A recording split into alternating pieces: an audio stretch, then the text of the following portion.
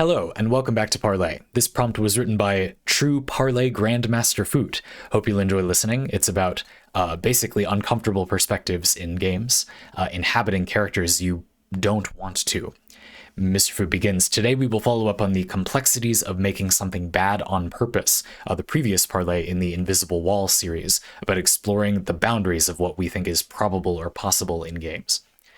In particular, we will look at games that make you inhabit protagonists that the players don't want to play as. Such a cool topic for a parlay. We will discuss both how and why one might create a game like this, and we will look at a couple of examples.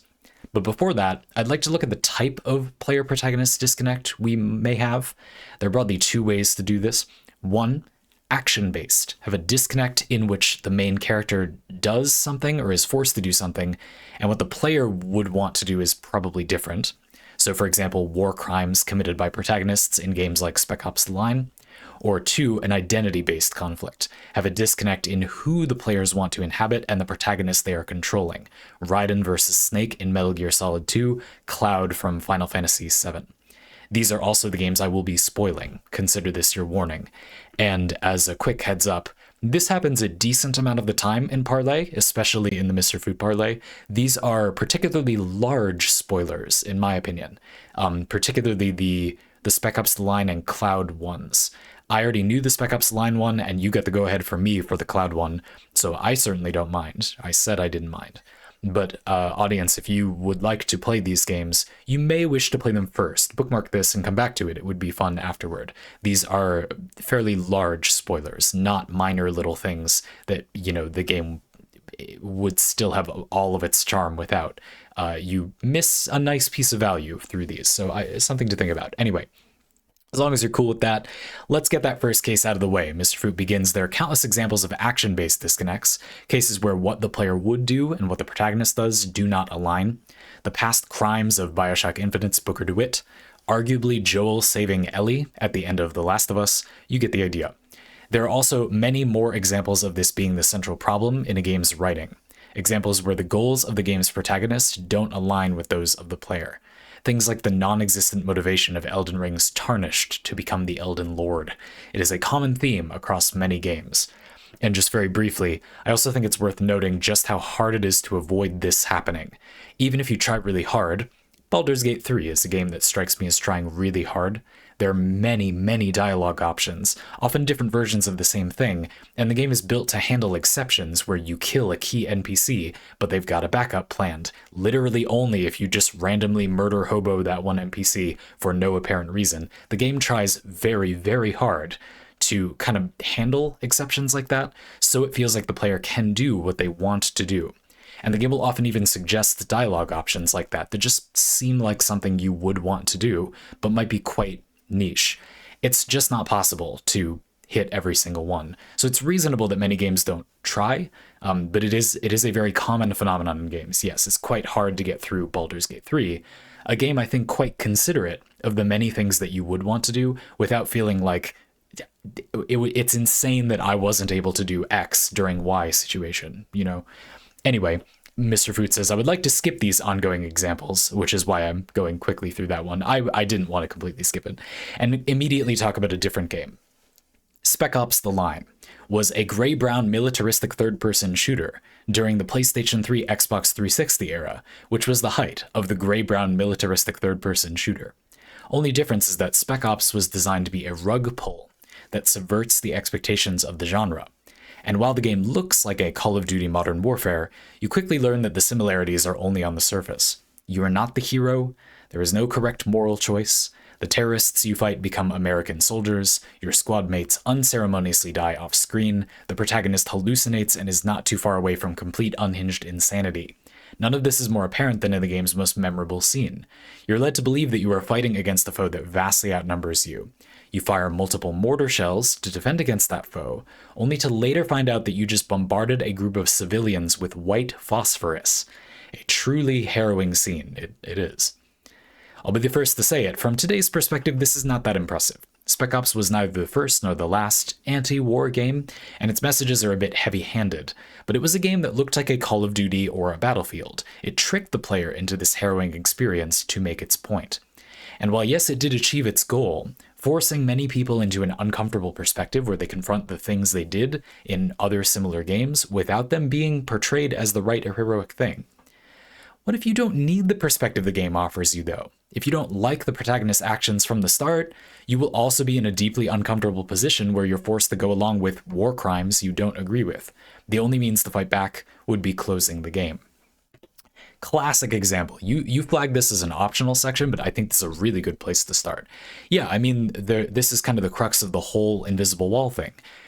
There's a question about whether it's worth it. You are getting a message to people that it doesn't seem like there's an easy way to get across to them. Very simply, not everybody who needs to hear such a thing would consent to hearing it. If you don't let them consent, some people that would have benefited from hearing it and won't be overly hurt by hearing it will hear it, but you'll also non-consensually force it on people that, probably don't need to hear it and also would be really harmed by feeling it. If we take a first do no harm type of stance, it kind of feels like you can't get this message through to the people that would otherwise need to see it. This is a way that a lot of people who aren't really thinking about the glorification of war in popular gaming culture at the time will possibly rethink that. And I would argue that it's a relatively effective thing for those people, but at the cost of doing significant, hard to measure, this is always the problem, I think, harm to people that probably don't need that message, who understand that war is bad and just wanted to play like the video game and are kind of blindsided by, oh, I just committed a thing that traumatizes me. I will say that I think in this case, I will probably be taking this line throughout the parlay, I personally think it's not worth it. I think it's not for the reason I think a lot of people do. A lot of people say, hard line, first do no harm. If you're not asking for consent, that's just not okay. There's no benefit big enough. No, I don't really think that personally. I think that would be convenient. That would prevent us from feeling like we're ever hurting anyone. But you really can't prevent yourself from ever harming anyone anyway. It's good to do your best and deeply engage with the subject. And I think what's true is that a lot of the kinds of people who say, oh, why are people so sensitive or whatever, the problem is not that it's like never okay to not be vascularly sensitive to people. It's that the people saying that don't care literally at all about the other people. They're basically just saying it's inconvenient for me that you have feelings. No, I mean, if you really engage with other people's feelings, while it's not good to hurt other people on purpose, it's not like inconceivable that there could be a reasonable reason to do that. Sometimes I think that is okay to discuss. The main problem for me is that usually it isn't discussed with the proper, gravitas. I feel like Spec Ops: The Line is a game that grappled with this subject, which is why I personally don't think it has morally committed a sin. That's my 2 cents.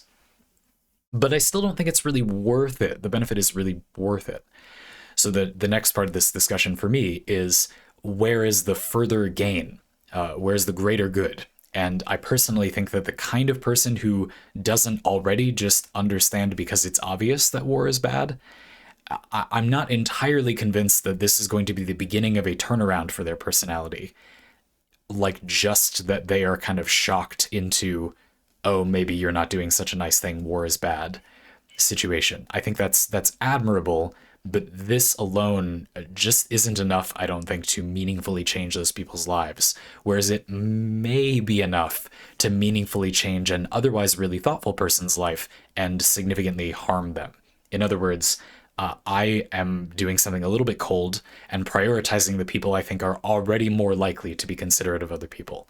I'm somewhat forsaking trying to get more people to be considerate, and instead I want more considerate people, potentially concentrated in less humans, basically.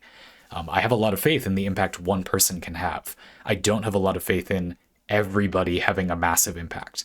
And so for me, that's really more what it's about. But this is an interesting case. I mean, it's tricky because art is a trade-off. You can't please everyone. How do you provide art for a specific audience? And I personally think that's sort of the solution in theory. If you could show this to only people you knew were a good target for it, I personally see literally no benefit, but it's just not possible currently to confirm who that is. You know what I mean? if you could somehow figure out that it would not deeply scar someone, and they are the type of person who like needs to hear this, then I think showing only those people, what exactly is the downside there? You know what I mean? The problem is there isn't a way to do that. I can barely even think of a theoretical way to do that. I do, to some extent, want to be a little snarky and say that I think Spec Ops: The Line is making a good guess by saying, oh, you like playing Call of Duty. You're probably not like the most aware about the brutalities of war. Like, it's not the most sophisticated game. You're probably a good target audience for this. I am not proud of how easily I'm willing to agree. Yeah, you know, that's a pretty good guess. but I think that what will really traumatize someone is much, much harder to pinpoint. I'm not going to be so cold. It would be a mistake to act so cold as to say, oh, those people are so not woke or whatever, and so I'm sure they won't be traumatized by this thing because they just don't have feelings. No, that's not how it works. And so I think without a better way to do that, this is quite hard. But to make my point, finally, let's flip this situation around. Now, what if it's just me and you? You know me really well. I mean, you, audience member, you don't know me really well, but let's just imagine that you did. We're very close friends, let's just say. And so you kind of know what impact that's going to have on me. And you make somehow all of Spec Ops: The Line by yourself. Well done. Literally just for me, and decide using an incredibly informed opinion on the level of like my therapist, whether it's a good fit for just me, and then you show it to me, but you don't ask for my consent first. I am personally pretty okay with that, actually. Another detail there, right, is that I, as someone close to you, I could conceivably consent to this type of thing, but not specifically this. You see what I'm trying to say? Like with my close friends, I'm not being facetious, I basically have done this with close friends of mine. I will often say, you know, I want to test something on you. Is it okay for me to give you like a blind taste test of something, but not tell you when it is, provided it doesn't contain like mind-altering substances or whatever, you know? And so I can do a thing without consent right then, but with the mutual understanding that, you know, we're doing a thing together in the safety of having discussed the concept of doing so. And then we can just try out an experiment.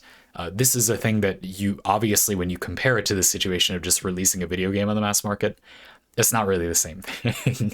But in theory, I have a lot of interest in this subject. I just think it's incredibly difficult to control the audience of your piece. We've talked about this a little bit in previous games in this series, where I'm not convinced that the thing the game is doing would have no impact to anyone, but there isn't really a way to target it, especially games, in my opinion. Like, there are some examples of things that are in between the we're close friends doing the thing, your therapist or whatever, and the mass market. There's examples in between that for some types of art, but video games, I can't think of a lot of examples of that.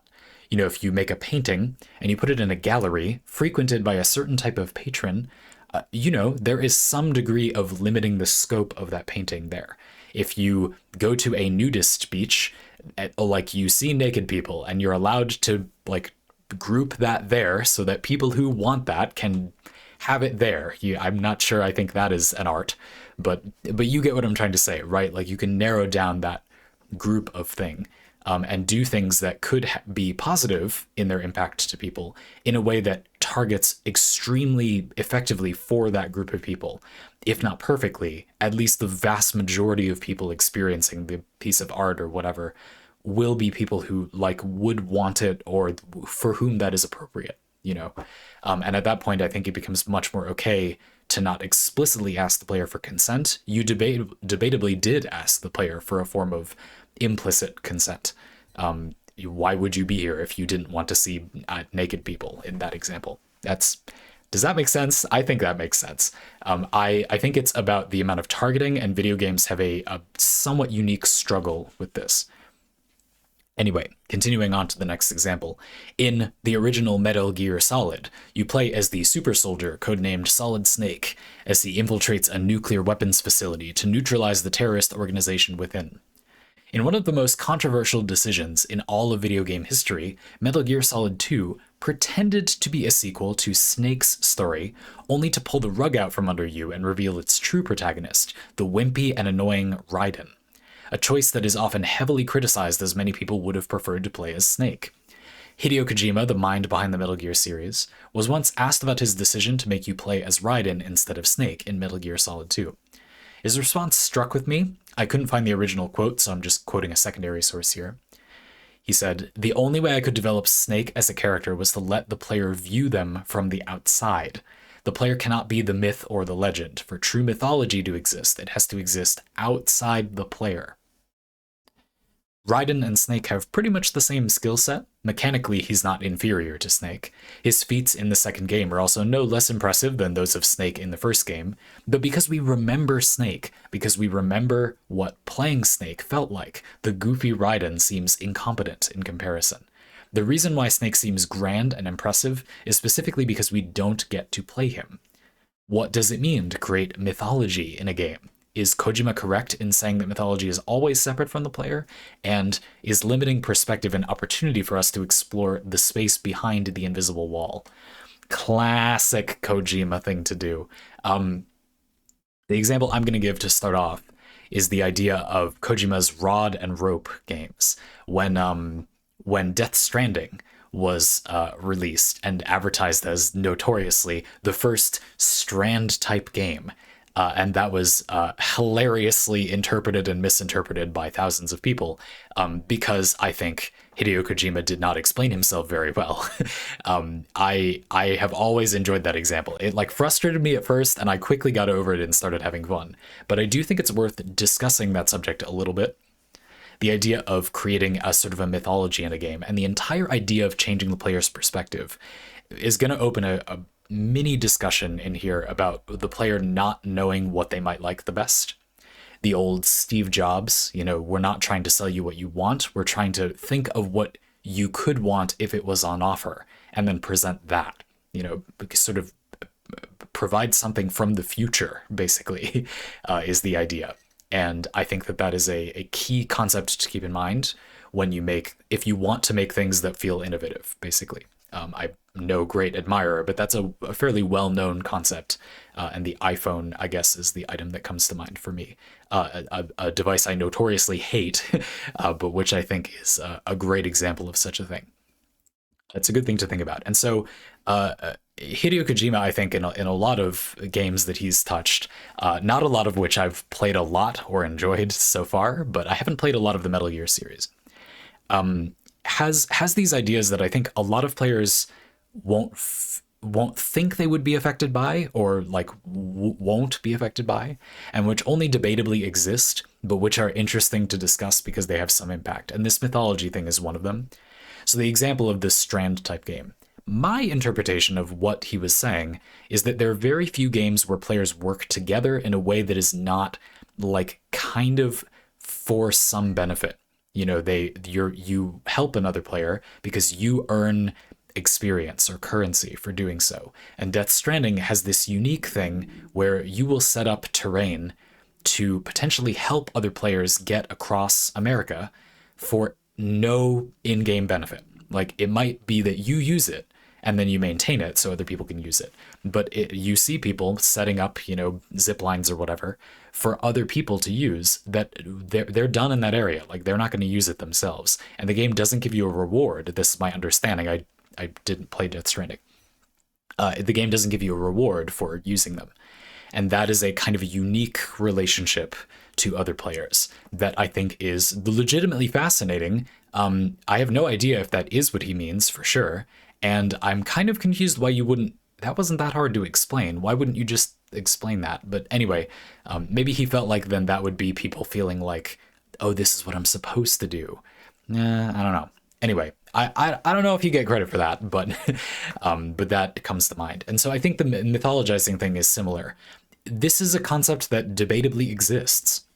How much impact does it really have for the player to set up things for other players' benefit, specifically getting zero reward from the game? Does that really matter all that much? Isn't it a little pedantic to argue that if the player gets literally any reward for doing a thing, that disqualifies them from having the same type of experience? Isn't the serotonin in your brain from doing a positive thing a reward, literally your reward center in your brain? I don't know. But the point is, The mythologizing thing is a key example for me of this type of concept, this type of nebulous thing where that's a very iffy thing to make an entire game decision on, to make the whole marketing deceive the player, and then they play as someone basically everyone is saying they don't want to. Because of that kind of thing. Do you see why I made the Stranding example now? Just because it's gonna be a Strand type game, or because it will mythologize Snake. But I think, Mr. Foot, you've done Hideo Kojima a solid and explained pretty clearly what the benefit at least would be. Whether it was that benefit for a lot of people, I can't know. But what you're saying is reasonable. Because you remember Snake doing all this cool stuff, and then you're playing Raiden, even though they're like basically not even different, is what you're describing, that gives you some perspective on the concept of Snake, which is something that isn't exactly a game mechanic, but has impact. Feeling like a sort of role-playing appeal. You are the badass Solid Snake, and you've done all this awesome stuff, and here's some context for how awesome you are, has impact on how the game feels. You could do a lot of things to kind of demonstrate this concept further. You could talk about how making the player's attacks look more powerful makes them feel more powerful. There have been studies I've heard of where they analyze how players perform literally better if their attacks look stronger. Just the attack looking like it's better makes the player succeed more. That's fascinating. I have some game design questions for anyway, that's not going to work in every game. But anyhow, and I think this is an interesting example of that. It does have impact on the gameplay. I'm totally sold on this one in a way I'm kind of not on the Strand type game thing, though not because of Hideo Kojima talking about it. I think you've made a good argument for the concept. So yeah, I mean, I think having that perspective has a real impact. I think creating a mythology for the player is essentially just giving them perspective they would never have in normal life, or almost never have. You could go to war and your war buddy could pop off and you would have it like a unique, only you have this perspective. But very few people in all of history have that, and many people who've experienced that perspective would like die in the war that's happening. And so in video games and in various forms of entertainment media, you could structure it so the player experiences this perspective. It's pretty cool as an idea to kind of set up video games to make you feel like you're seeing the video game happen, even though you experienced it yourself and now you're playing this other thing and you're kind of looking back at, oh wow, that was this character that is like more than just me now. Now, your second point, is Kojima correct in saying mythology is always separate from the player? Well, I think it's pretty easy to imagine a game where it isn't. For example, it's not completely separate from the player in this case. You played Snake and then you get perspective from Raiden.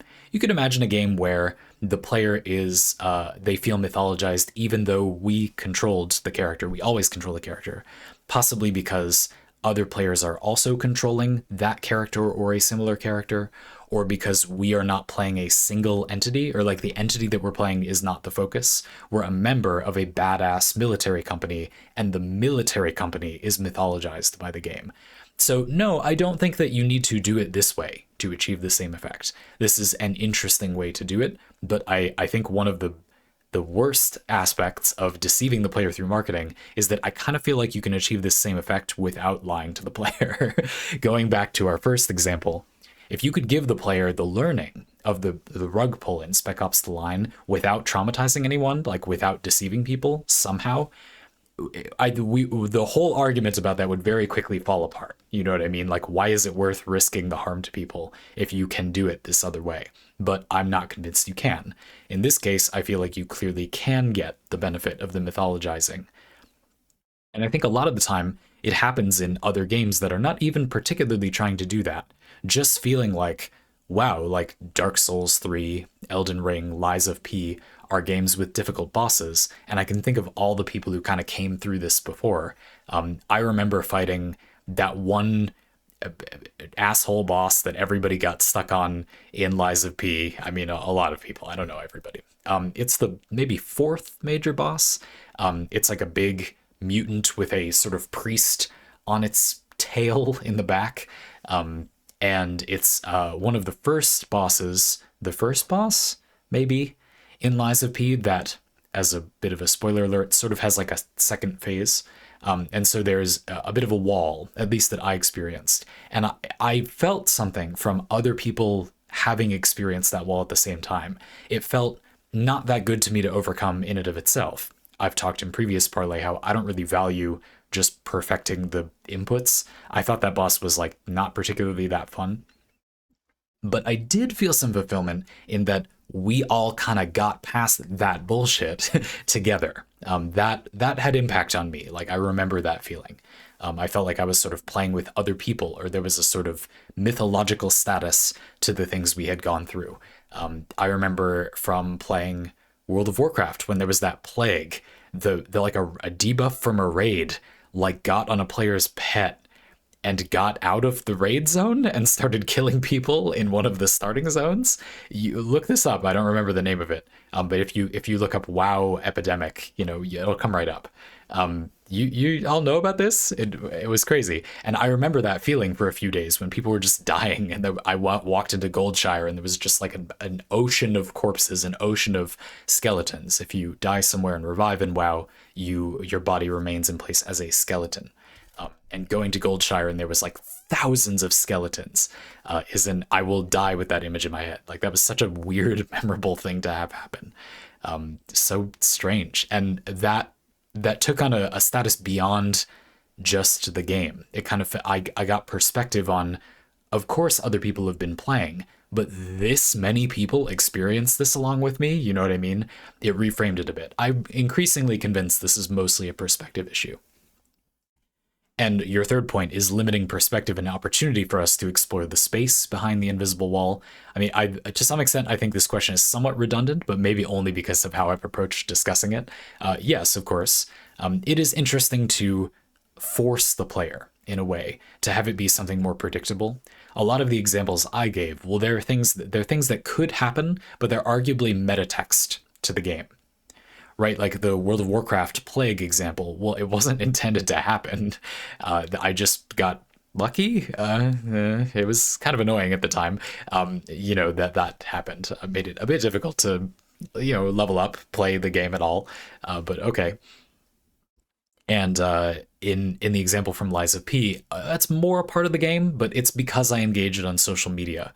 A part that is a part of the game a little more would be things like in Dark Souls and Elden Ring, you can leave messages for other players, that kind of thing. That feels more like you're incorporating this into the game without limiting players' perspective or deceiving them, but just giving them perspective. I'm not sure I'm convinced that limiting perspective specifically, like giving the player a perspective they do not want, is fully necessary here. And for me, the interesting thing about this example is how, compared to the Spec Ops: The Line example, to me, this one seems very unnecessary. Like, you don't have to do something negative to the player to get the positive benefit, I don't think. But it is interesting to see, and I am a person who frequently criticizes giving the player a negative for some perceived positive. I think people often do that thinking rhetorically that it is necessary, but it actually really isn't that necessary. A common example is making the player feel weak so that they will later feel strong. I'm not convinced that you need to actually feel weak, just weaker than you otherwise will, which is pretty easy to do. I think a lot of games go further for no proven reason and make the player feel like actually shitty instead of just not as good as they will feel in the future. And I personally don't think that has earned its keep.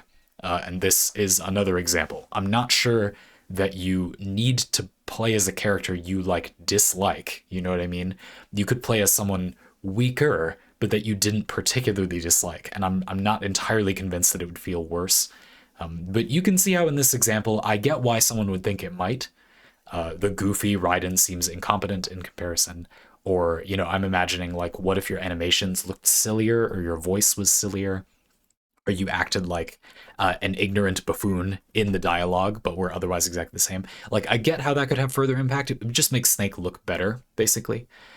You can see why someone would... It's not stupid, in my opinion, for someone to think that would matter. I'm just not convinced that that is necessary. I think it's more worth exploring that we can get that benefit without the detriment. Finally, the protagonist that hates themselves. This is an interesting title for Section 3. Let's talk about Final Fantasy VII, not the remake. Specifically, let's talk about Cloud, the protagonist of the game. an elite soldier of Soldier, that's all caps, with a tragic anime backstory. In a flashback, you see how he was tragically betrayed by the legendary hero Sephiroth, who is also Cloud's best friend. Sephiroth burned down Cloud's home village and he killed his parents, setting our protagonist down the path of revenge, a classic power fantasy, a staple of escapist media. During the flashback, we play alongside Sephiroth without directly controlling him. You can see his items and how strong he is, especially compared to Cloud. This, along with a number of other scenes, builds the mythos that is Sephiroth, and the idea that Cloud once stood beside this god makes Cloud seem important. Only later, we learn that this is not who Cloud is. Once we return to his home village, we find it to be perfectly intact. When we enter his parents' house, there's a stranger living there, a stranger who does not remember Cloud, Sephiroth, or the village burning down. We later see another version of the flashback, and now there's a new character called Zack. Zack is an elite member of Soldier and Sephiroth's best friend. Cloud was there with them, but he was just a random goon in the background. After Zack was betrayed, Cloud just kind of stole his backstory to roleplay as the person he always wanted to be. The meta relationship to the player is obvious. Is this the story undercutting Cloud's mythos, or is this just pointing out that it was never there to begin with? Sure, that's a cynical take, though. Is a mythos not always kind of a lie or a construction? Solid Snake isn't as great as the mythology surrounding him because that's impossible. And that's kind of what mythologizing is, when you make something sort of more than the sum of its parts through perspective. Just like how in a room with forced perspective, people will look bigger than they could possibly be, literally according to physics and their bones being able to support their body, because you are being given a forced perspective. I don't necessarily see it as being like negative. I think for players to feel like, oh, that means that Cloud's backstory was real before but is fake now, you know what I mean? If that had actually happened to Cloud, that is still a dramatic way to process that experience, you know what I mean? To make it feel like, oh, the world revolves around me because look at this thing that happened that is the only thing that ever happened, and therefore I'm tragic and I'm the protagonist, is kind of an energy some people have. And that's already fake, you know? Even if that did happen to you, that kind of isn't, like, the world still doesn't care about you. Like, no one slighted you, really. I get that Sephiroth slighted, Zack. But you get what I'm trying to say. Like, that kind of already would have been self-centered, I would argue. Now, of course, as you say, the kind of intended effect seems to be pretty obvious. The audience is self-inserting as Cloud, which is like them role-playing the childhood they always wanted to have because it would be just so badass and escapist or whatever.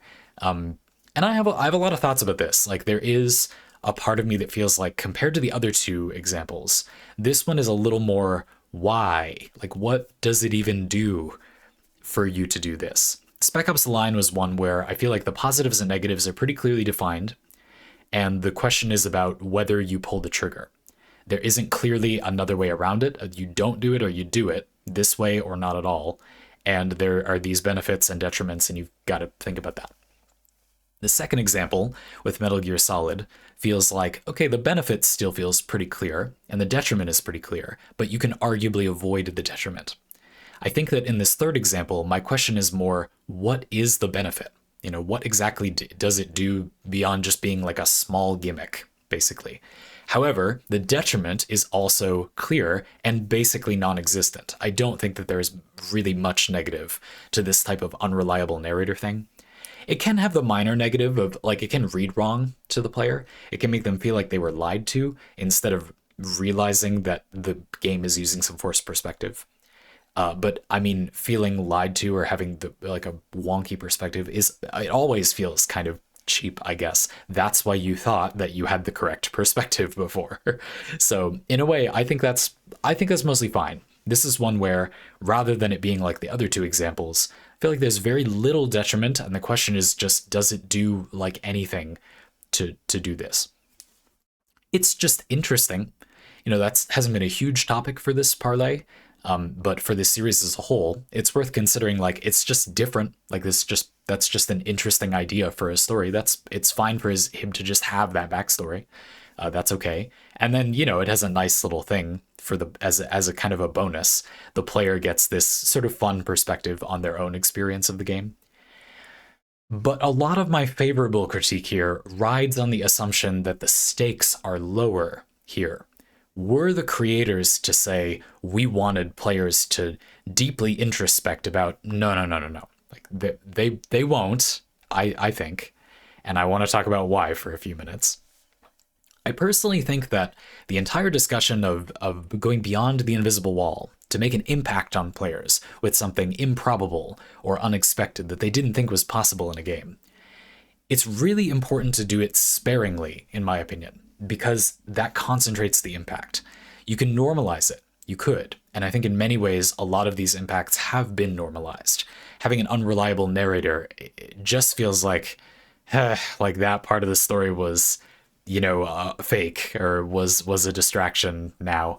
If it becomes too frequent, you get used to it, and it's not surprising anymore. It just feels like a matter of course that isn't efficiently delivering like the actual narrative. Not really through any fault of unreliable narration in and of itself, but just because if it's happened a lot, you might start to feel that way about it.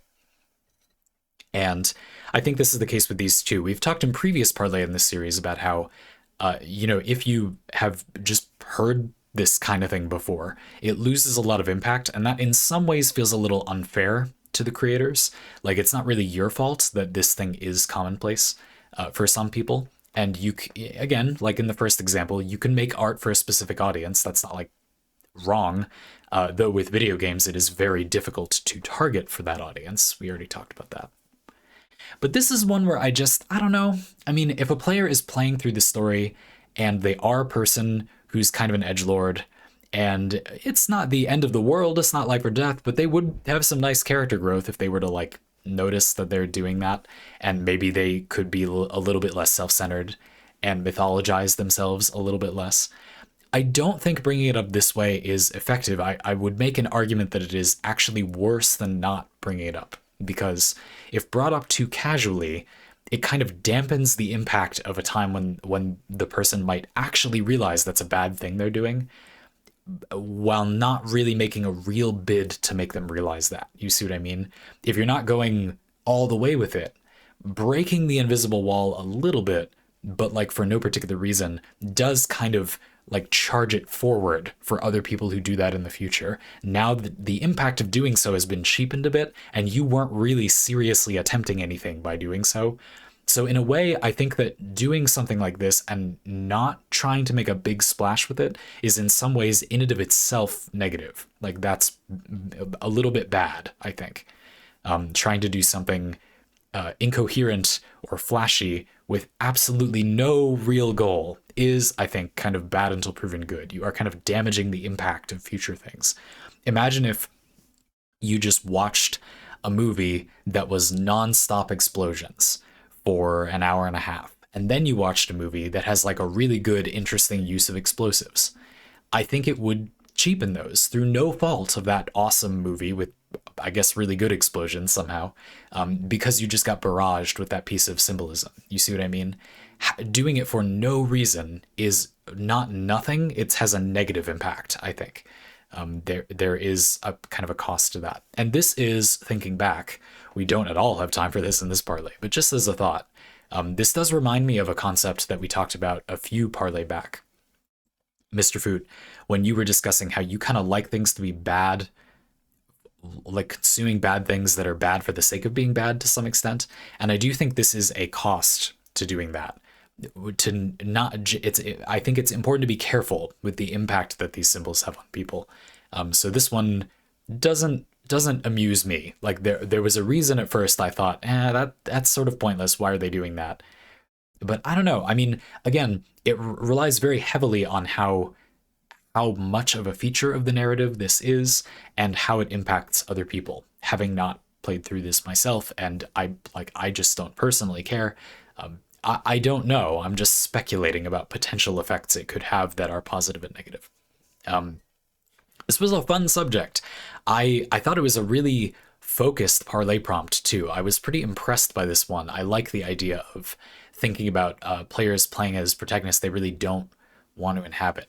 To some extent, I am a big fan of a sort of narrative style where you take a fairly large cast of characters, plenty of whom would be a typical character to follow in similar media, and then you, as the author, the creator of the piece of media, you select from among them who you think would be the most interesting perspective to have. Like, this story, this event is going to happen to all these people. Who is the person that would be the most fun to watch these events from? And then you pick that person.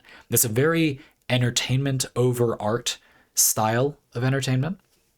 But as I've argued previously in these parlay, I personally think that you can have your cake and eat it too there. You can prioritize entertainment, not that many of the perspectives will be entertaining, and making it artistic doesn't necessarily conflict with that. You can just do that within the confines of it being, this is what you can do.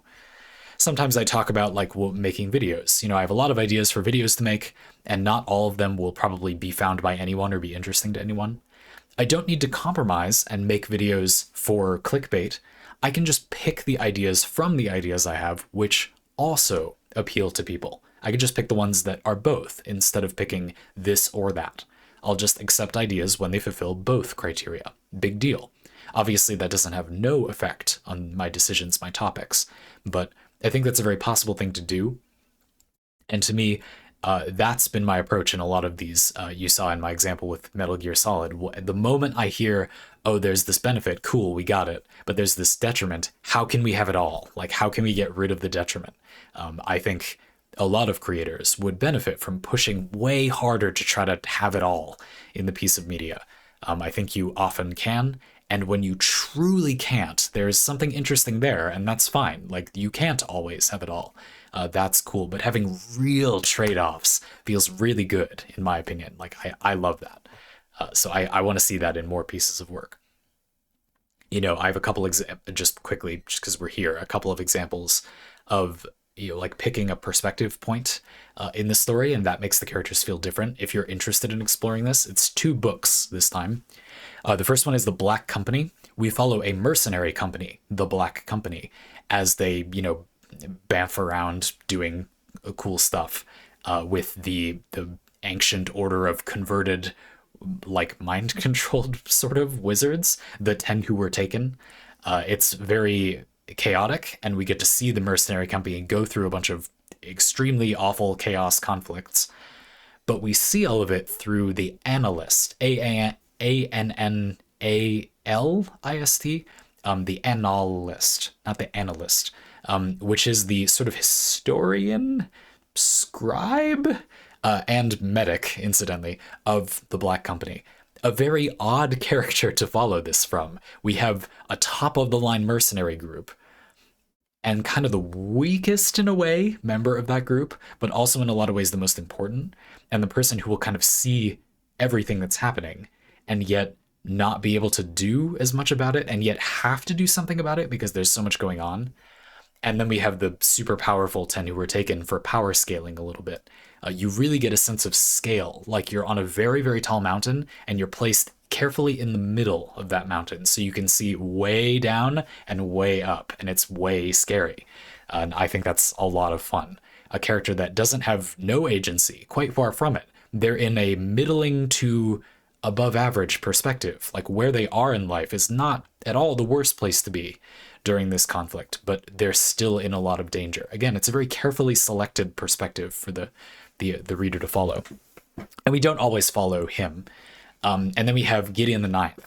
This is about a space empire with necromancer black ops that help the emperor do his empiring in space. And the necromancers are made up of, it's like a necromancer and then a martial bodyguard. So a just weapons bodyguard and then a spellcaster. And the best necromancer bodyguard pairs are called, from the 9 houses, Gideon the Ninth. And Gideon is the marshal of the 9th houses pair. And so she and her necromancer pairing person, they all go to the emperor's mansion or whatever, and find that not like what they expected, they all get locked in and told to figure it out, though, and become the super OP necromancer black ops that they need to become. Just figure it out.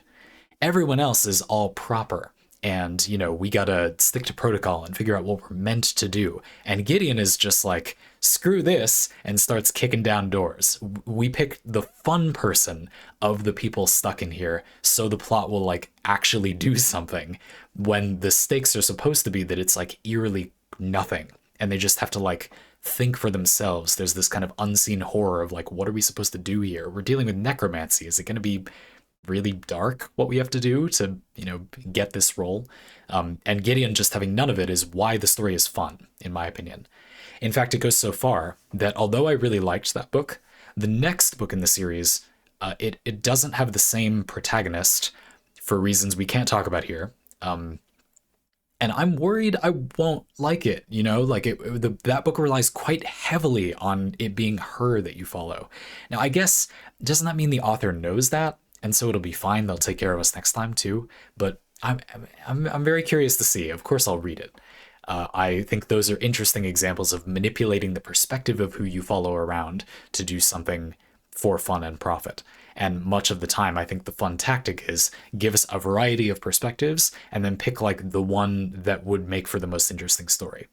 If you look at a lot of these examples, you can see how that's arguable. Like in Final Fantasy VII, certainly if we're picking whether we're going to play as Cloud, Sephiroth, or Zack, Cloud is the most interesting of the three, I think.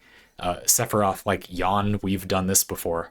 And Zack, it's the same thing, like stereotypical anime protagonist. But what about someone who's wish fulfilling that character? That's a little more interesting. And so again, I can see the appeal in some ways. Cool. I enjoyed this one. Looking forward to the next Invisible Wall parlay. I know that there are not too many more. We've done a lot. Wow, really a lot, scrolling back up. So I'm looking forward to the latter half of the series. Or I don't know, maybe you end up deciding it's a lot longer. Looking forward to it.